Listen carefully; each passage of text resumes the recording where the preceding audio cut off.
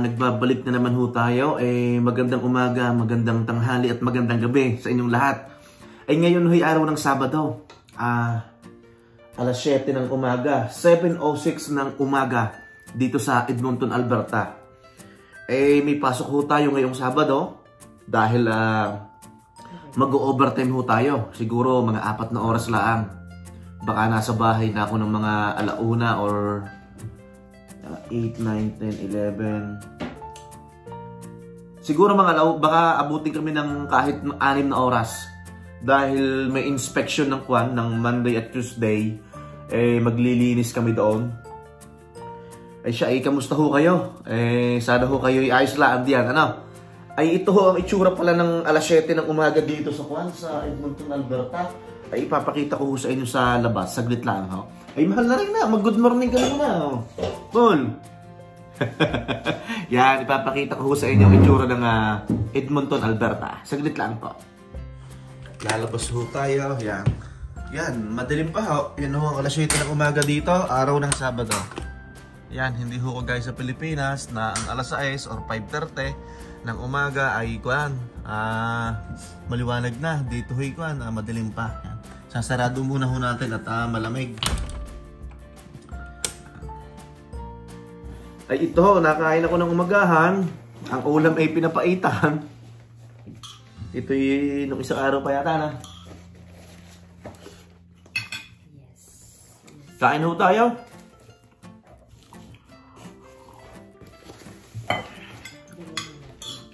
Ito, pinagpe-prepare ako ng mahal na reyna ng kuhan, ng pagkain. Ipapakita ko sa inyo ang aking baon, papuntang trabaho. Yan ho ang aking baon. May tinapay, may Yakult. Merong ano ito? Pomegranate. Tapos may bano kong kanin. Kailangan ho laging dapat maraming kumain sa aking trabaho. At naku, hindi. Yan pa pala yung lagi ng... Kailangan ho maraming kumain sa aking trabaho. Talagang matitindi ang aming mga binubuhat. Ay magandang umaga ho ulit dito sa Canada. At kung saan kayo naruroon ay magandang araw sa inyo. Tapos na ho akong kumain. Bagong ligo Sa totoo lang ho, hindi ako naliligo ng umaga pagpapasok sa trabaho. Naliligo ako ng gabi. At para diretso na. Pag bangon ko, kinabukasan, ay diretso toothbrush, hilamos yan. Dahil nga sa freezer ho ako nagtatrabaho, mahirap nga ho yung lalamigin ka doon. Kaya gabi lagi ako naliligo. Kagabi, late na ho kami natulog at kami nag-movie. Nung kami mahihiga na kagabi, kung laang, ma-share ko lang yung mga naging sasakyan namin nung una. Nung bago lang ho dito sa Canada. Inom muna ho tayo ng vitamins. Meron ho tayong fish oil. Meron ho tayong Rogen E. Ano itong isa? Zinc. Meron tayong zinc. Yan. Siyempre ho, nagkakaedad na. Nasa 40 na rin. Magtubig ba? Yan ang gusto ko sa mahal na reyna Talagang maasikaso yan Talagang dapat isundin tayo ng mahal na reyna at sayang ang tato. Saan nga ho tayo naputol? Kagabi, bago kami matulog ng mahal na reyna, naiisip ho namin yung buhay namin dati nung bago dating kami dito sa Canada, na doon pa kami sa kabila, sa Labrador City. Naglalakad ho kami. Kasi wala nga ho doon bus. Tapos nagbabike din tayo, Nagbabike ho din kami. Palibhasa ho'y walang bus na nag-i-spend tayo ng 650 Canadian dollars sa taxi. Monthly.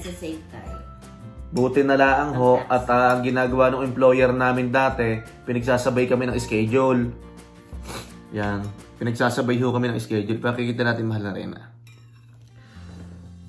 Pero, noong mga, siguro mga after 6 months. And then March, April, May, 2 months. After 2 months? Yun. Magti 3 months. Magti 3 months, so, ay nagkaroon ho ako ng kwan. Yun nga, sarap hong balik-balikan ng mga nakaraan. Ang una ko hong sasakyan dito, Volkswagen na 2004. Ipapakita ko ho sa screen yan. Yan ang una kong sasakyan dito, Volkswagen 2004. Standard pa yan. Pag sinabi hong standard, manual transmission. Tapos, ginamit ko yun ng mga 1.5 year, no? Eh, medyo naglolo ko na. Pinalitan ko naman noong, yung Volkswagen na yung 2004. So, talaga nagsimula ho din kami sa talagang pasira-sirang sasakyan. Excuse me. Tapos, ang pangalawa, Saturn 2002. Yan, ipakikita ko ho din sa screen. Saturn, yan, yung ginagamit ng mahal na Reyna din yun. Saturn, 2001 ba? O nga, 2001, yan. Sa akin yung tapos sa yung Toyota. Hindi. Wala tayong naging Toyota ang sasakyan. Eh, ano ba yun? Volkswagen. Volkswagen, oo. Papakita nga kita, saglit lang. Ba tayo na putol doon sa nagkukwento ko ng sasakyan. Yun, una namin sasakyan, Volkswagen, 2004. Sunod namin sasakyan ay Saturn, 2001, kulay maroon. Ipapakita ko huli sa screen. Tapos ang pantatlo, 2004, Jeep Liberty, yan. Pasira-sira ho din yung. Bali, nadulas pa nga doon ang mahal na Reyna eh. Doon sa Jeep na yun, sa Jeep Liberty, tandami yun. Yan, nasira ang radiator. Bumili kami ng radiator fan. Tapos yun na. Nagkaroon na ho kami ng brand yung sasakyan. Ford Escape 2020. SEL. Yan, yun ho yung brand yung sasakyan. Tapos nga po noong nararamdaman namin na gusto na namin lumipat dito sa Alberta, nag-trade na po kami. Yung aming bagong sasakyan na Ford Escape na SUV ay ipinalit na namin po ng Silverado. Yan. Sa mga hindi po nakakaalam na hindi po masyadong napanood yung aming mga video, kung nagagandahan po kayo sa aming sasakyan na truck, may mga nagsasabi po sa akin, eh nako, kayang-kaya niyo po din yun. Ano ho? Tsaka bago ho ako nagkaganyan, nagsimula muna nga ho ako sa mga nabanggit kong sasakyan. Talagang nagsimula muna ho ako sa talagang pasira-sira din na sasakyan na second hand. Ano ho? Hindi naman siya pasira-sira. Naswertehan natin na luma, pero hindi hindi sirain. Hindi naman pero syempre may mga nagsisira din. Pero never tayo itinirik ka. Yun, ganun nga lang. Kagabi nga ho, bago kami matulog, syempre nagpapasalamat kami at kahit pa paano, meron na kaming matatag na sasakyan. Hindi gaya nga dati na minsan ay gusto nating mag long drive, ang dami pa naming i-check. Kasi nga ho, second hand. Siyempre, pag mag-long drive ho kami, talagang i-check mo pa. Pag medyo modelo ng kaunti, kagaya nitong Honda, nitong truck, kaunting silip-silip na lang no ha? Yan. Kasi ang long drive is 12 hours. Yan, ang long drive ho sa amin ay 12 hours, papuntang Quebec City, o kaya Montreal. Montreal, 14 hours na. Ano bang oras na ba? Ako'y malate na. Ay siya, ang pasok ho ay 7:30. Ang oras na ay 7:80 ng umaga. Ito nga ho, talagang overtime. Sayang din. At siguro hanggang alas 12 lang ba? O hanggang alauna. Ay siya, ako ho'y magsasapatos na. At magandang araw ho sa inyong lahat yan. Andito na ho ako sa sasakyan ngayon, no? Siguro bubuhos ng snow. Kita nyo, nagyayelo na ho windshield. Yan. Nagyayelo na. Kitang-kita naman. Ano ho? Ayusin nga natin ang fan heater. Yan.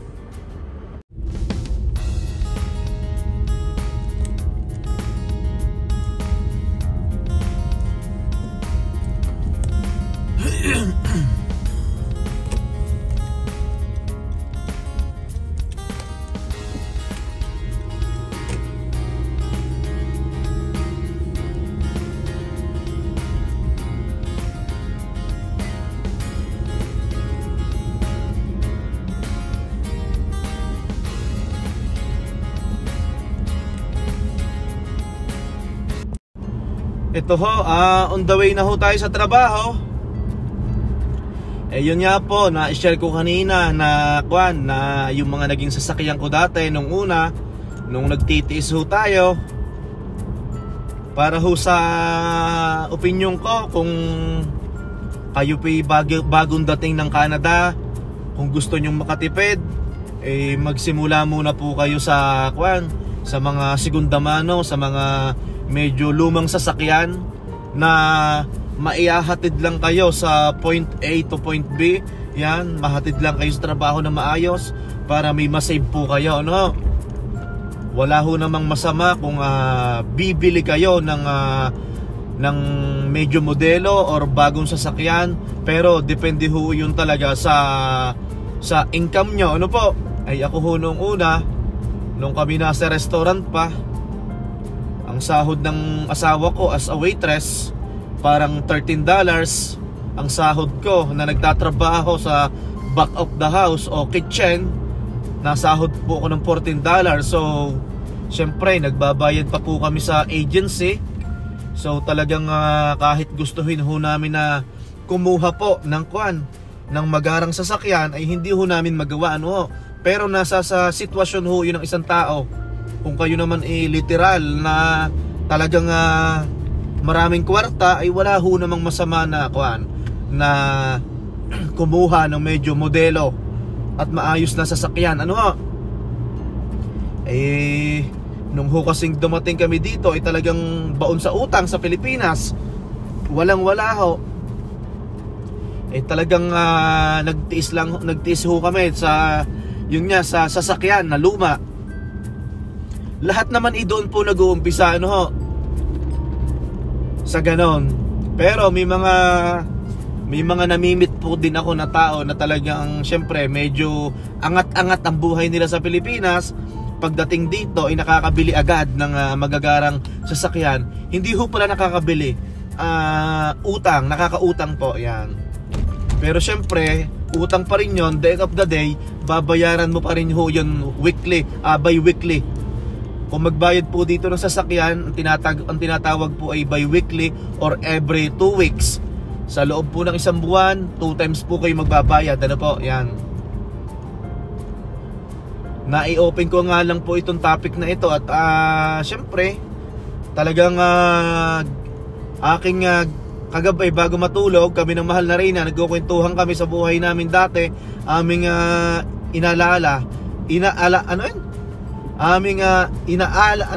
nabubulol ako. Aming naaalala yung mga nakaraan dati na talagang yun nga, luma ang sasakyan.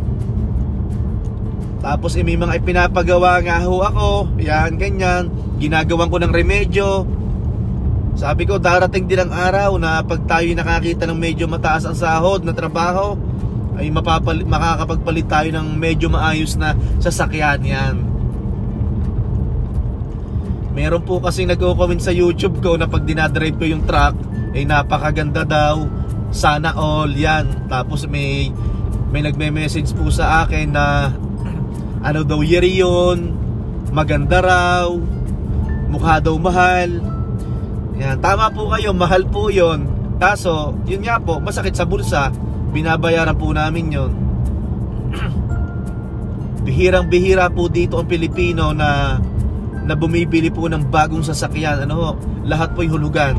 Kung ikaw ay isang Pilipino na bibili dito ng bagong sasakyan, ay talagang ikaw ay marami ng kwarta.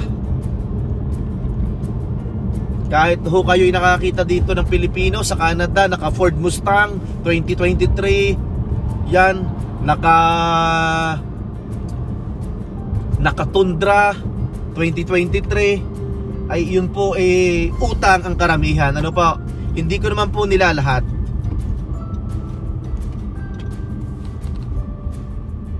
Yan, malapit na tayo sa trabaho. Ito ho, medyo madilim pa. 7:30 to. Naku, late na ako. Ay siya, magbabalik ho tayo mamaya pag tayo nasa parking na. At para ako'y magdire-diretso na po ng pagmamaneho, ano po. Maraming salamat ho ulit sa inyong lahat, ano.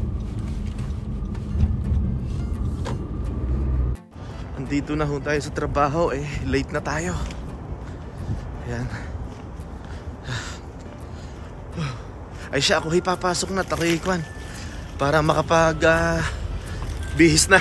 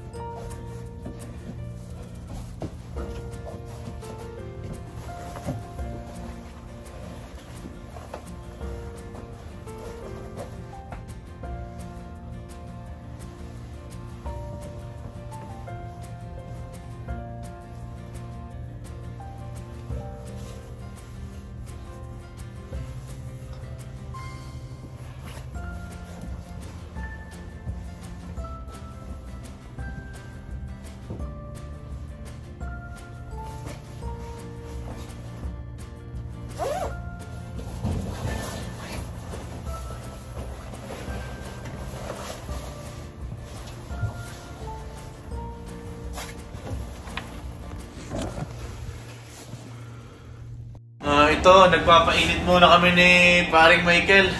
Hindi pwede. Shoutout. Kada 30 minutes nagpapainit kami. Hindi pwede magtagal sa loob. Masakit sa tenga. Yan. Dito kami. May heater lang. Yan. Nagpapainit kami. Si Sir Mike, siya nagtitraining sa akin. Yan. From Negros. Yan. Kamusta ka naman dito sa trabaho? Ayos lang. Yan. Chill lang. Basta gusto mo trabaho, yan. Lahat ay kayang-kaya. Magbabalik tayo mamaya, hat. Baka tayo mapagalitan dito. Uwi na tayo. Maagang ating uwi. Chill lang daw, chill. Tapos may pabaon pa, pabaon pang karne. Ito ho na may libre. Stop discount. Ay hindi, libre talaga. Wala tayong ibinayad ano Sir Mike? Ay. Ano sir? Kaparehas kami ng sasakyan, no? Hi ka muna Sir Mike. See you later, hat. Babarek. Makapagluto ng ribs. Sige, salamat, ingat. Yun, pauwi na ho tayo sa bahay. Alas 7 ho tayo pumasok, late pa. Tapos ipauwi na ho tayo ng 9:46 ng umaga. Pero bayad ho naman kami ng 4 na oras. May mga inayos lang ho kami at nilinis. Tapos yung supervisor ko nagbigay pa ng karne, nakakatuwa naman. Ito ho na may legal, hindi ho ito kinuha. Ito ho illegal ho yan. Ay, maraming salamat at maganda pa rin ang panahon ngayon dito sa Edmonton, Alberta. Ano ho? Ay siya, gaya ho ng sabi ko kanina, ito lang naman ho'y based po sa opinion ko. Dahil ako ho talaga ay may mga nakausap na nagtatanong, dapat ba talaga bago ang sasakyan o dapat ba second hand? Sa akin hong opinion, kung gusto nyo hong magtipid at sa tingin nyo ang inyong salary monthly ay hindi sasapat, mas maganda ho na mag second hand muna kayo. Pag ho kayo nakakita dito ng mga halagang 1,500, 2,000, 3,000, mas mainam po. Pag ho naman kayo ayos na, stable na at nakahanap na ho ng medyo mataas-taas ho ang per ora na sahod per oras, ay doon ho kayo magdesisyon na kumuha ho ng medyo maayos-ayos na sasakyan. Hindi naman huluho dito ang sasakyan. Talaga pong kailangan, ano po, syempre, minsan ho darating ang pamilya nyo, o kaya kasama nyo na ang pamilya nyo pagpunta nyo rito. Syempre, kailangan ho natin mamasyal. Bayad, premyo sa ating pagtatrabaho dito sa Canada, ano ho. Ay sana po yung aking pagbibigay ho at pag-share ng mga ganitong bagay ay sana po naunawaan nyo. Kung may masasabi naman po kayo na negative sa mga paliwanag ko, pasensya na po. Kanya-kanya po tayo ng, ng opinion. Ano ho? Ay siya, ang mahal na Reyna ay nag-text na gusto daw bumalik ng Crazy Ben. Ngayon ho'y araw ng Sabado, $10 lang yata ang isang item doon sa Crazy Ben. Ay naipasilip ko pala, ipasisilip ko. Nakapag-video ho ako ng kaunti doon sa sa loob ho ng trabaho ko, na ipinasilip ko ho yung ginagawa ko. Nagpaalam muna ako, pwede naman. Yun nga po, maraming salamat po. Nagpapasalamat po ang Limueco Fam in Canada sa inyong patuloy na pagsubaybay. Kahit nga ho, laging ganito ang sinasabi ko na pag ganito laang, na parang simple laang na tayo nag-uusap, salamat po sa panunood. Ano? Ay siya, ako uuwi na ng bahay at naghihintay na si Utoy at ang mahal na Reyna. Ay siya, gaya ho ng dati, hindi ho matatapos ang araw na ito nang hindi ho ako nagpapaalam sa inyo. Kahapon nag-vlog ako 39 days, 38 days na lang ho, titigil muna tayo. 38 days na lang ho at Pasko na. Ay siya, kung saan ho kayo naroroon, ay magandang umaga, magandang tanghali at magandang gabi sa inyong lahat. Mag-iingat po ang lahat. Maraming salamat po ulit. God bless everyone. Hanggang sa muli po, maraming salamat.